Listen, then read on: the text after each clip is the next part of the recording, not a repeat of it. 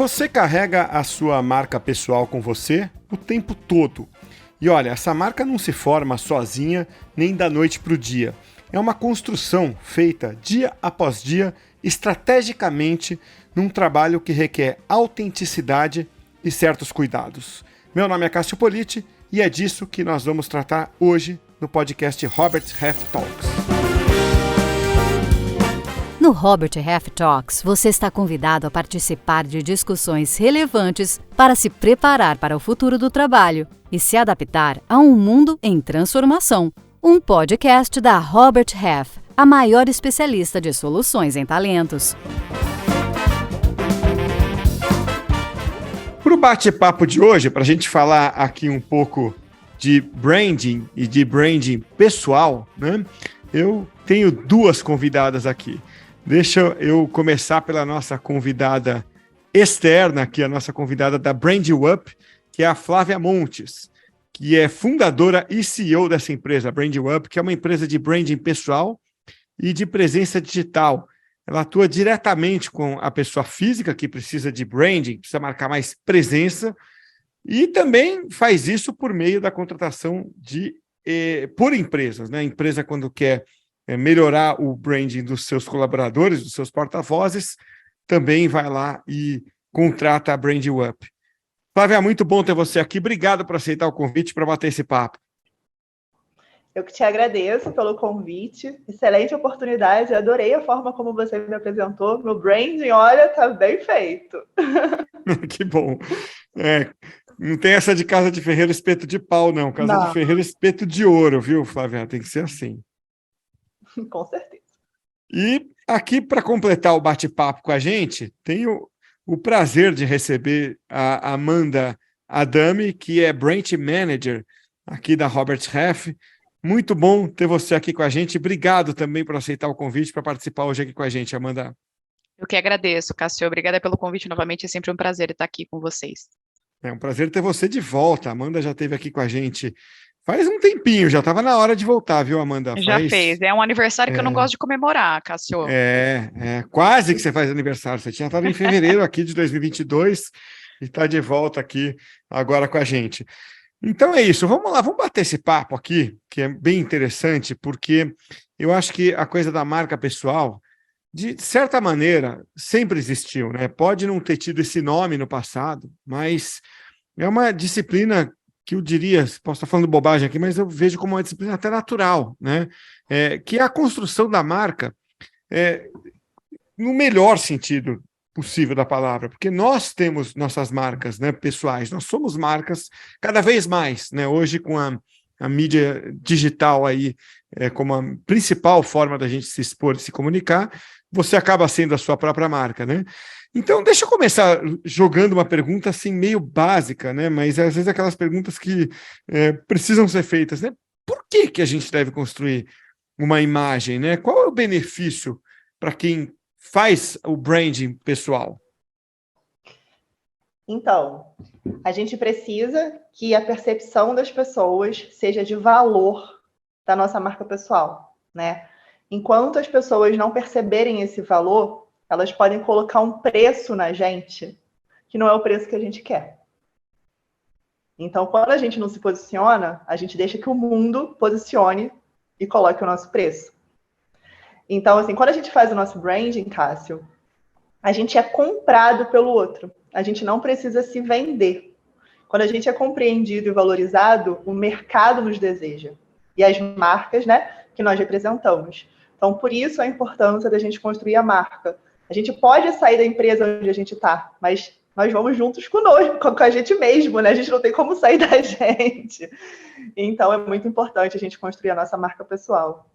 E legal esse seu comentário, Flávia, porque isso impacta diretamente a carreira que você quer construir, né? O quanto você quer ser valorizado no mercado, né? Já que a gente está dando nome aí, né? Um pouco de valor a isso.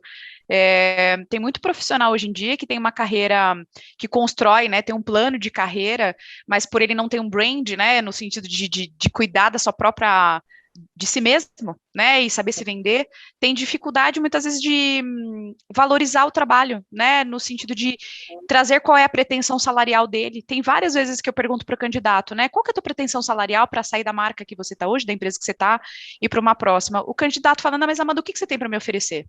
É o clássico do profissional que não se valoriza mesmo, né, Flávia? Sim. E assim, até para rebranding, né? Porque às vezes você trabalha numa área e você quer fazer uma transição de carreira para outra área. As pessoas acham que estão recomeçando, começando do zero. Não estão, né? Elas estão mudando de segmento. Elas vão falar sobre outros assuntos, né? Mas aquela antropologia, aquele mundo dela, continua sendo dela. Eu já fiz uma transição de carreira e eu trabalhava a minha marca pessoal. Então, essa confiança já estava comigo. Quando eu fiz a transição, as pessoas vieram comigo, né? Então, é muito importante para que a gente não precise, sei lá, eu fui empreender, né? Eu era funcionário de uma empresa, eu fui empreender. Eu não comecei cobrando barato, porque o meu valor já veio comigo. Então, eu já sabia, né, que eu poderia e quanto eu poderia cobrar. Eu acho que quando a pessoa não valoriza a sua marca, não tem uma presença, não cria influência, sabe? Ela sabe que é muito boa, quem já trabalhou com ela sabe que ela é muito boa, mas ela chega numa posição muito... Ah, você me diz, Amanda, você me diz o que a empresa quer pagar, né? E não é bem assim, né? Tem que ser uma relação... eu estou satisfeita e a empresa está satisfeita. Senão não vai ter fit ganha-ganha, cultural. né? Sim, é ganha-ganha. Muita gente já entendeu, né, que tem tanto valor, ou até mais, do que uma marca institucional. Mas muita gente ainda se coloca meio que refém das posições.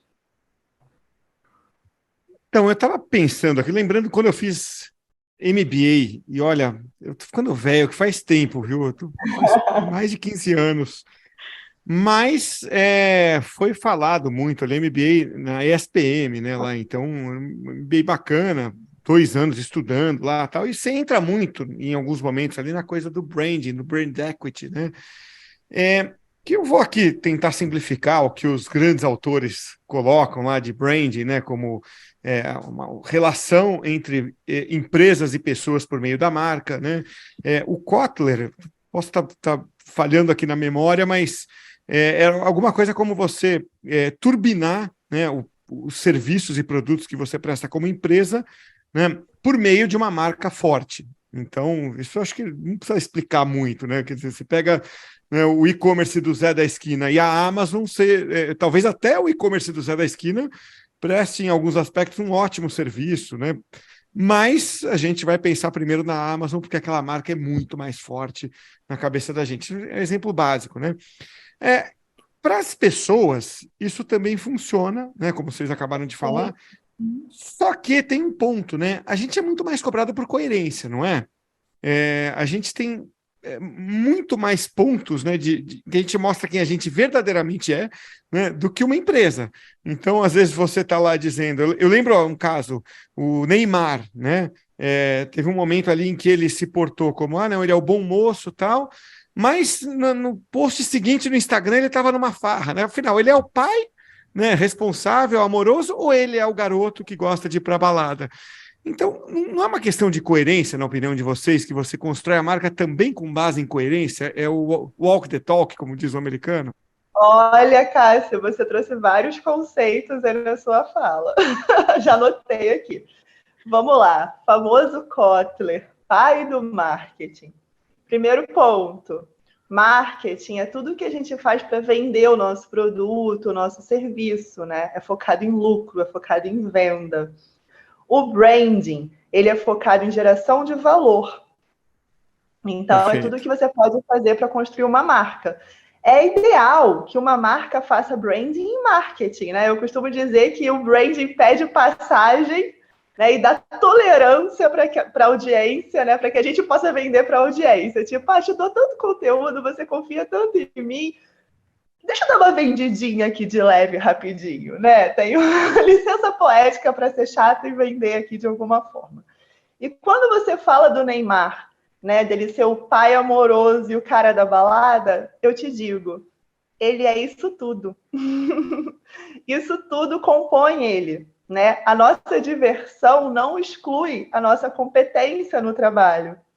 Agora, a gente tem que entender que existe um julgamento, que a gente julga e é julgado o tempo todo, né? E existem arquétipos, tem o arquétipo do bom moço, tem o arquétipo do fora da lei, e a gente julga. Então, digamos que eu gosto de tomar vinho, trabalho muito e vá à academia. Se eu sou posto à academia, as pessoas vão olhar e vão me julgar. Pô, não trabalha, não se diverte, só treina, só malha. Ou, nossa, que workaholic, só posta trabalho. Ou, olha, a Flávia tá sempre saindo, bebendo.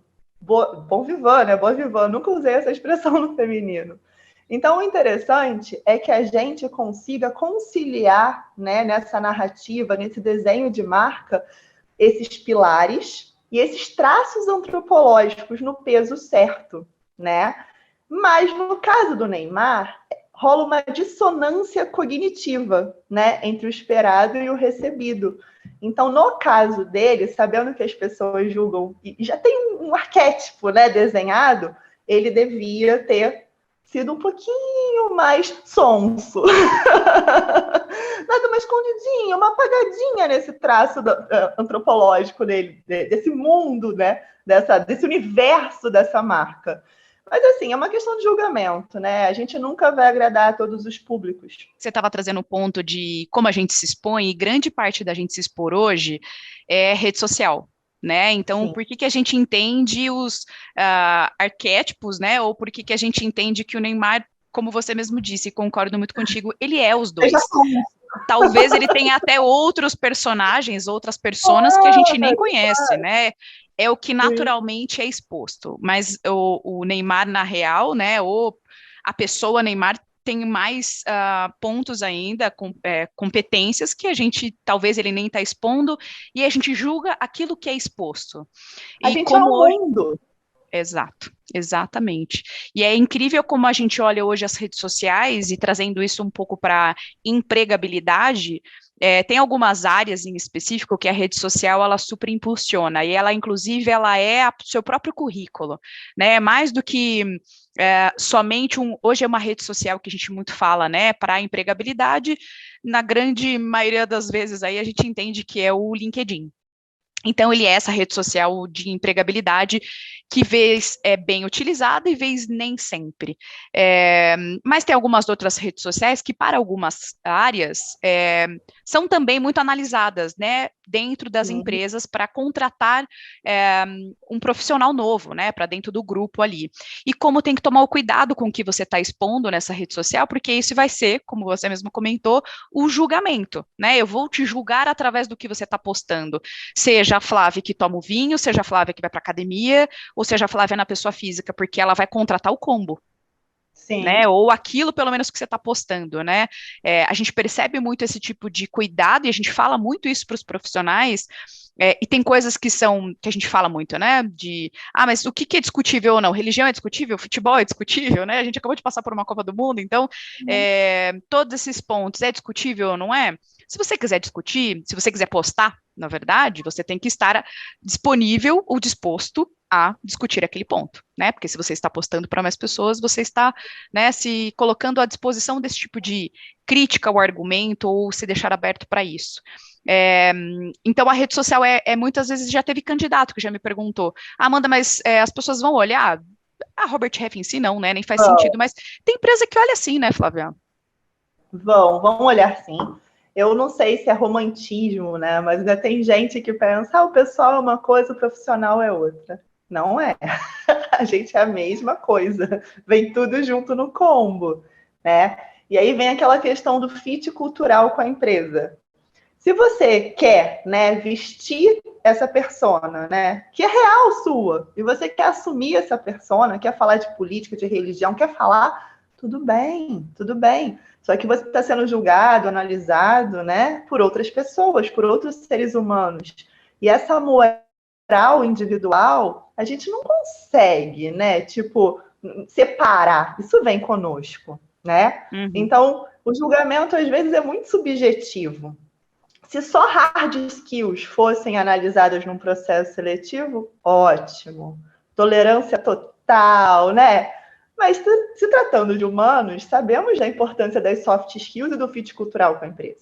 Então, assim, seja como você quiser, mas com estratégia, sabendo que tudo tem ônus e tudo tem bônus. Talvez uma empresa muito parecida com você se identifique com o seu jeitão, com a sua singularidade e te contrate, né?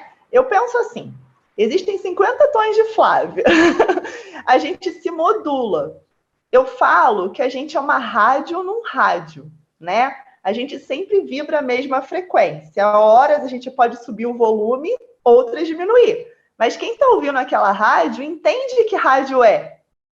Então, é só uma questão de tom, sabe? Não é deixar de ser a gente. Quando eu brinco com o Neymar, tinha que ser sons e tal. É brincadeira, né, gente? Nós não vai ser sons. Mas, assim, né? Se você está com criança, você fala de um jeito. Se você está numa reunião, né, com superiores, você fala de outro. Mas sem perder a sua singularidade, a sua individualidade, né? Só dar uma segurada às vezes sobe, às vezes desce. Queria aproveitar vocês duas aqui para fazer uma pergunta assim que leva de uma para outra, tá? Perguntar o que você indica e a partir da sua resposta como é que como é que a Amanda vê isso aos olhos de uma empresa que está recrutando. Então, por exemplo, você está sendo assim bastante flexível, dizendo, olha, aposta, seja você mesmo, e tal. Mas quais são as ferramentas, então, Flávia? Você olha para o LinkedIn, você vê diferentes tipos de pessoas postando, né? Tem gente que vai lá e posta artigos que ela andou lendo por aí, querendo compartilhar conhecimento. Tem gente que posta coisas da própria empresa. Tem gente que posta muita autopromoção. Eu sou o máximo, né? Tem gente que, enfim, posta alguma outra coisa. O que você recomenda, assim? Eu sei que cada caso é um caso, mas em linhas gerais, os do's e os don'ts. E depois disso, eu queria ouvir a Amanda falando como é que vocês leem, né, por mais que vocês não vão lá fuçar, né, mas as mensagens que são mandadas, não precisa ser na rede social, como é que a empresa lê isso na hora que capta aquela mensagem? Então, gente, eu comecei a Brand You Up, né, vai entrar no ano 5 agora, porque antes eu era headhunter também. E muita gente chegava a mim por indicação. E quando eu olhava a rede social da pessoa, eu pensava assim, que bom que alguém indicou, porque eu tenho uma joia na minha frente, e pela presença no LinkedIn, né, pouca ou nenhuma, ou pela autopromoção, por estar tentando fazer, porque sabe que tem que fazer, não sabe como fazer, faz uma bagunça, né? Então, ainda bem que essa pessoa está na minha frente, porque se fosse pelas redes sociais, ela nunca teria sido convidada para o processo seletivo.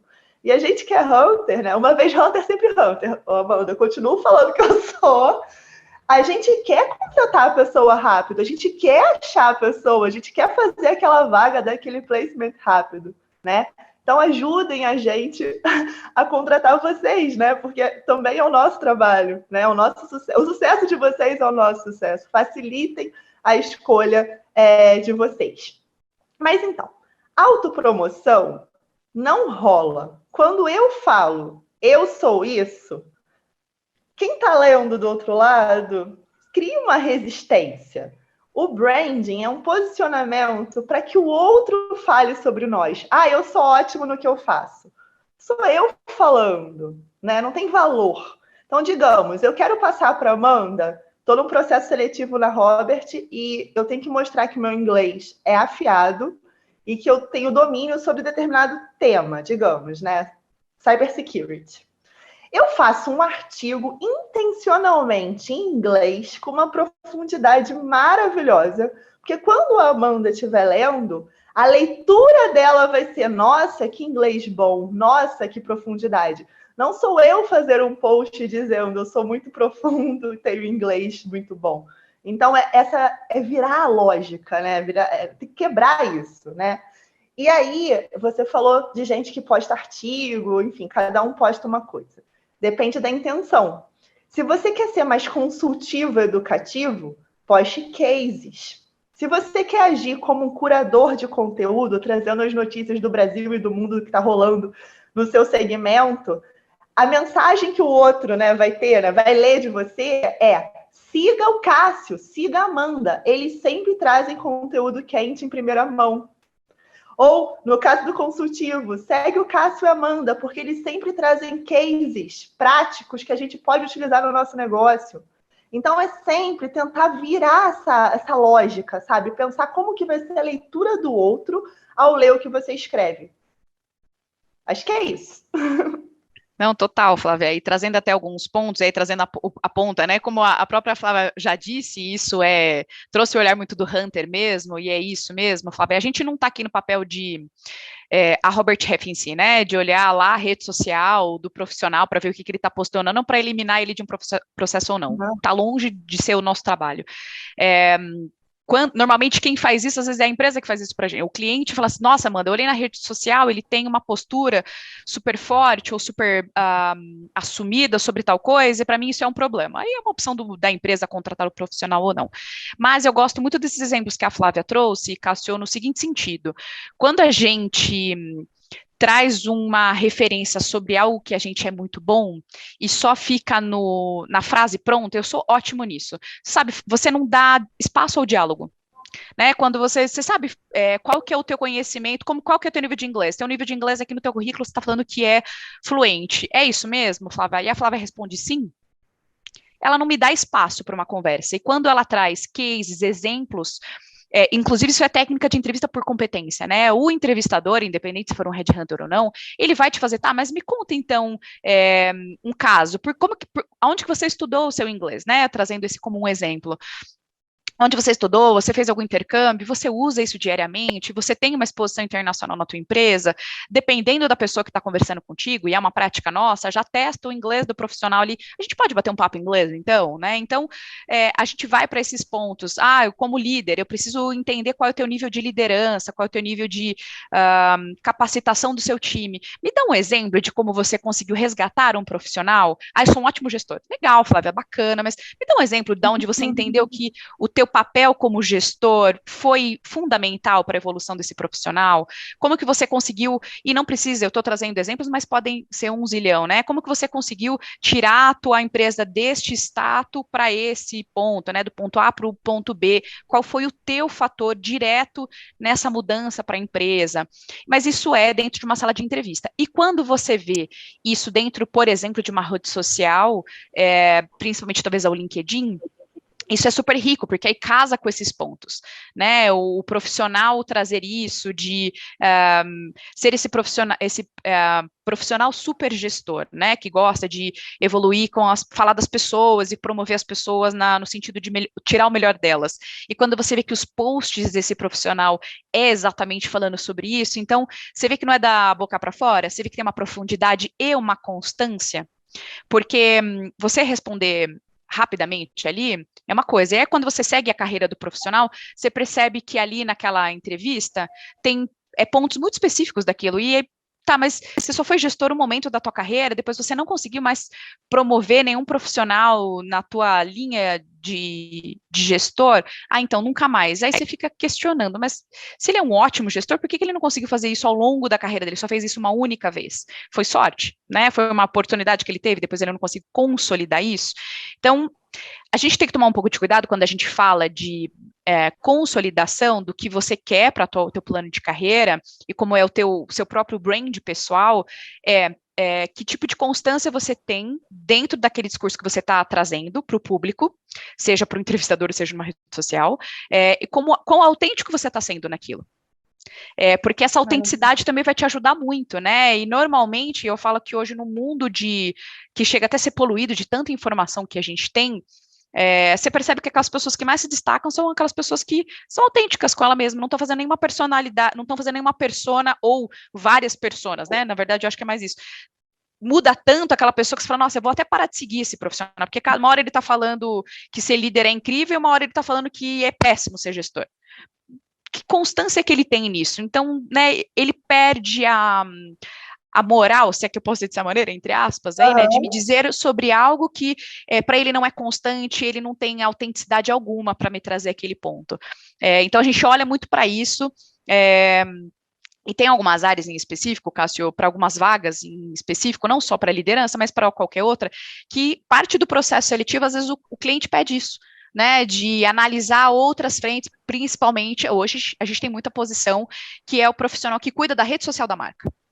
Né, Amanda, eu quero alguém que cuide da minha rede social, né? Não é a própria empresa que tem ali o Instagram, ou o Facebook, ou o TikTok, né? Então, que são as redes aí. Eu quero alguém que cuide disso. Então, deixa eu ver como que essa pessoa cuida da própria rede social dela, para ver se ela cuidaria da minha marca, né? Do meu negócio, né? E também se isso casa, se isso combina, se principalmente uma pessoa que vai ficar exposta é uma pessoa que também tem que combinar com a marca. Né, faz sentido que essa pessoa prega na rede social, combina com a minha marca também, eu prego as mesmas coisas que essa pessoa prega, para também não ter uma disparidade, aí só ser uma questão de, aí perde a autenticidade da marca, no caso, né, aí a gente não está falando nem só do profissional em si. Gente, fiz um monte de anotação. Tô gostando desse papo, a gente depois desse podcast tem que seguir, porque tem muita conversa aqui, só nós. Boa, Flávia. Então, gente, pontos de objeção.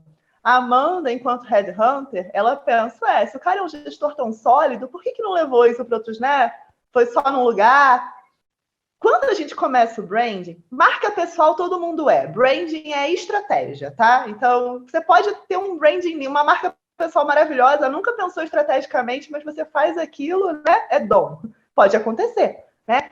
Então, quando a gente está desenhando um plano de branding pessoal, e a pessoa ela quer uma ascensão, ela quer uma recolocação, mudança de segmento, eu penso sempre pelo olhar do recrutador. Se o recrutador estivesse aqui na tua frente, ele estaria te questionando sobre isso. Por que você só foi gestor numa empresa? E aí? Cadê esse... Que buraco? Que gap é esse? Ele vai te perguntar. Então, vamos fazer um texto dando contexto. Se você mesmo explica isso, você já para as arestas. E quando você estiver de frente para o recrutador, ele já vai te fazer uma outra pergunta que vai te ajudar muito mais. Você não vai ficar se desculpando, explicando esses buracos, né?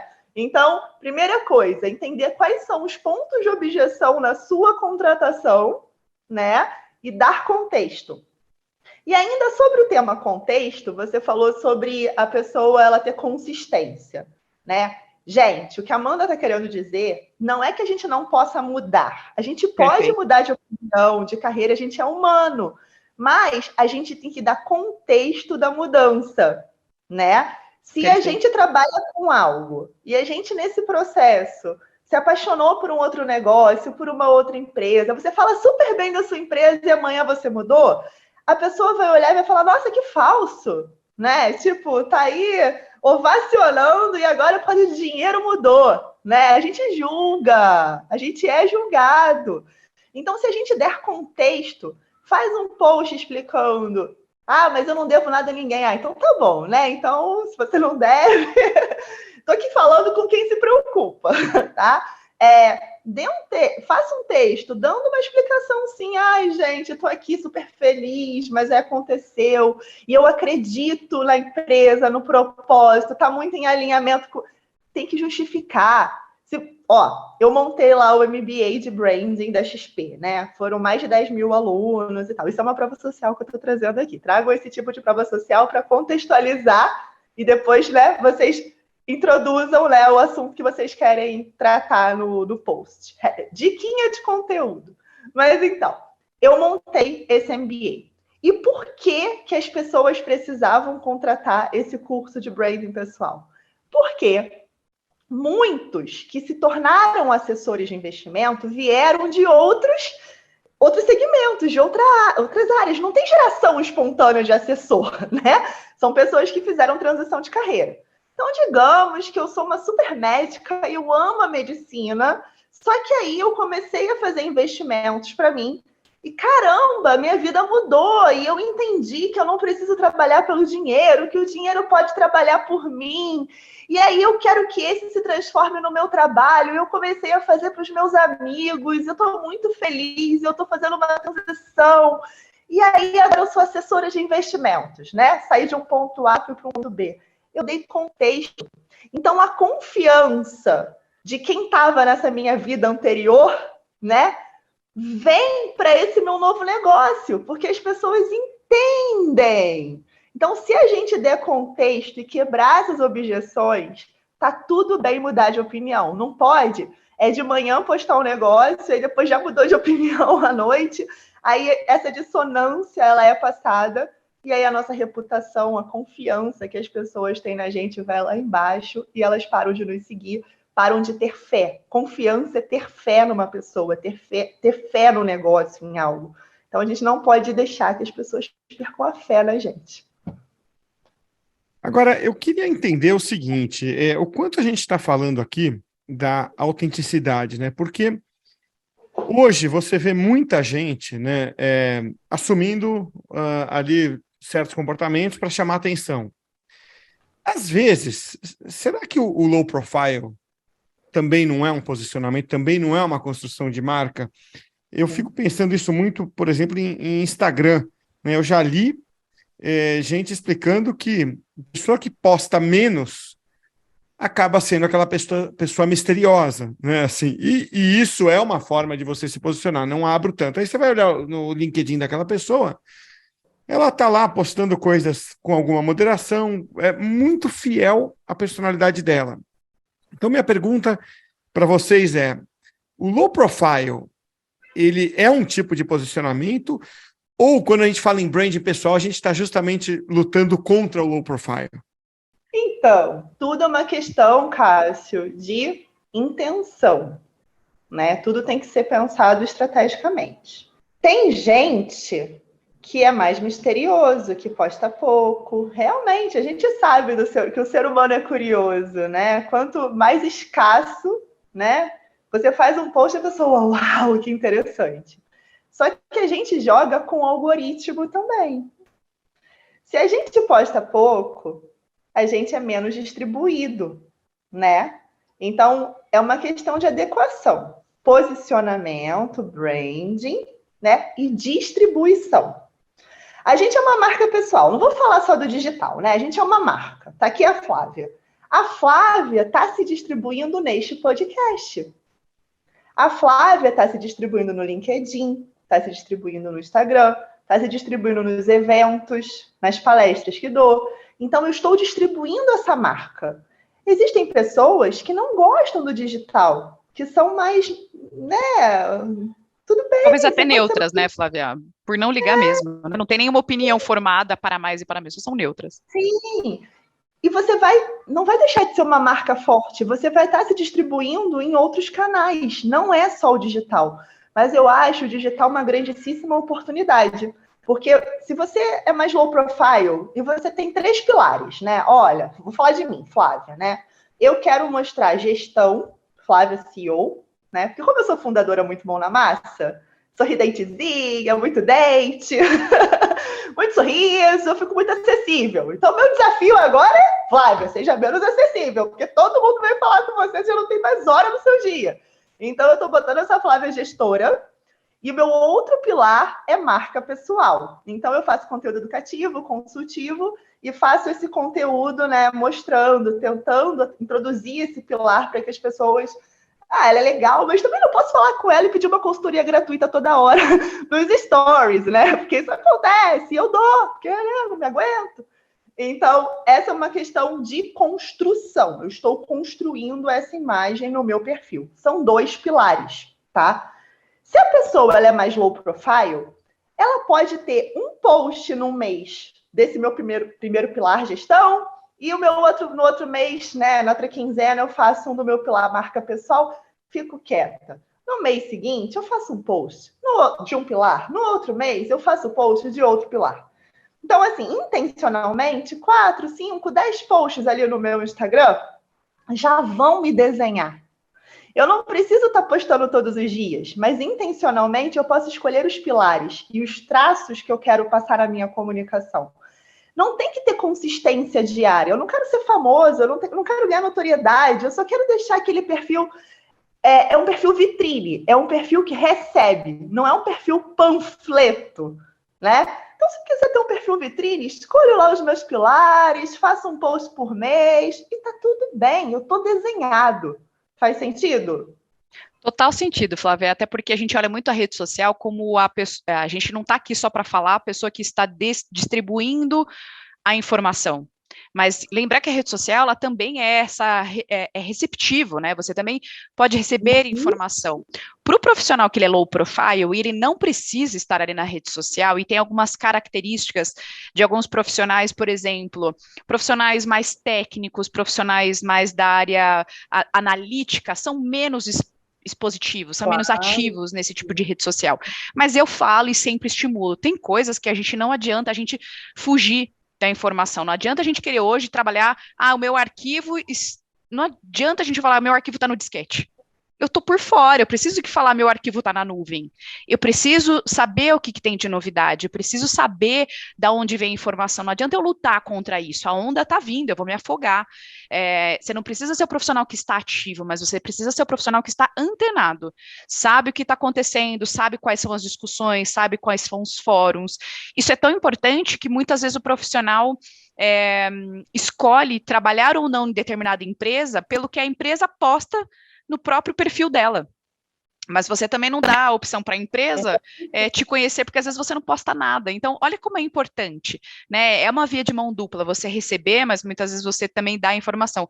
Então, o profissional low profile, ele não precisa, ele não vai estar fora, né? Ele não vai ser desclassificado, mas ele pode ser muito mais desclassificado porque ele não está antenado do que está acontecendo do que efetivamente ele não está postando nada.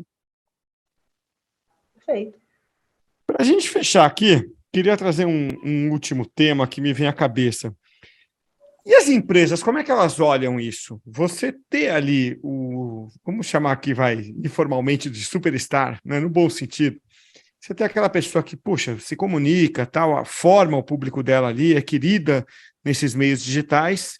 Isso é bom para a empresa, porque ela está levando uma imagem positiva, né? Se a empresa é composta por gente desse jeito, a empresa, né, tem qualidades.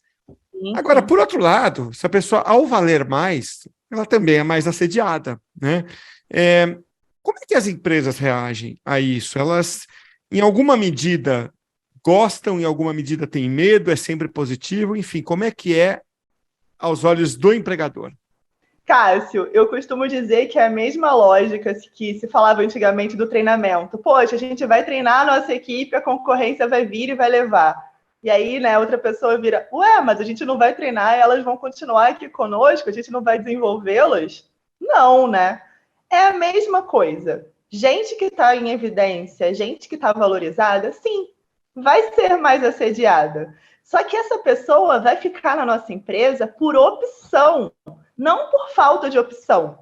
É muito ativo que é trocado entre a marca institucional e a marca pessoal. E essas pessoas estão doando valor para a nossa marca institucional.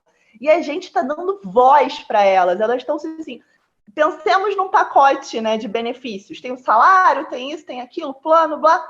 Caramba, ela tem visibilidade. Nesta empresa, eu posso ter voz, estão valorizando o profissional, a pessoa Flávia. Eu me sinto muito feliz de estar aqui representando essa empresa. Então, assim, é pensar, para quem eu vou dar voz na minha empresa? Quem que eu quero que seja a cara da minha empresa? Não é para todo mundo, obviamente, né? Você tem que pensar, você não vai investir numa pessoa para ela ir embora amanhã. Então, pense nessa cúpula, né? Nessas pessoas que faz sentido você investir. Eu quero atrair pessoas de tecnologia e está muito difícil. Bota seu CTO para falar.